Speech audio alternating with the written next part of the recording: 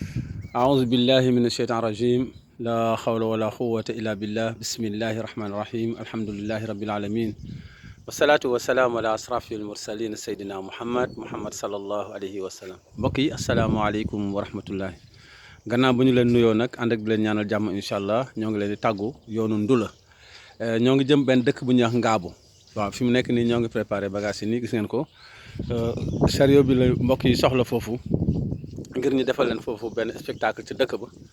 xaw na sori nag parce que da ngay dem ba Jurbel nga jël yoonu Mbàkke loolu la incha allah jéem sooxaatu rek xam nga wax nañ leen ni Daamar moom dafa ëpp waaye nag it liggéey bi mënul taxaw ci kàddu borom bi taaraka wa taala gis ngeen ko ñoo ngi waaj nii pour mën a effectuer ci mission boobu incha allah bii nag moom xam naa di ngeen am image yi parce que soxna Amit na dem ci kàddu borom bi taaraka wa taala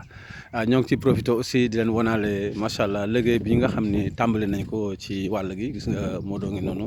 di roose par exemple wàllu kaani gi ak yooyu parce que fi mu nekk nii ñoo ngi ci campagne bi ci liggéeyu kaani bi parce que moom lañ fi njëkk a taxawalagum ci lu am solo waaw loolu la incha allah xanaa ñaan yàlla rek barkeel liggéey bi ci kàddu borom bi taaraka wa taala ñu ngi jéem rek incha allah pour mun ci génn daara ji gis nga leen ngeen seen noonu ay papaye la ay limon waaw loolu la incha allah xale yi di bay nii aussi ñoom ñu doom yu Cheikh Malick ñoom ñëpp ci daara ji parce que lañ juddoo incha allah waaw gis ngeen ko ñoo ngi leen di delloo woon daara ji rek ci kàddu borom bi taaraka wa taala ak taxawaay bi incha allah kon nag mbokk yi ñoo ngi leen di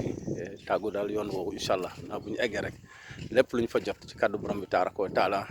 incha allah daañu leen ko kii envoyé comme ni ñu ko daan defee rek ci kàddu borom bi taaraka wa taala salaamaaleykum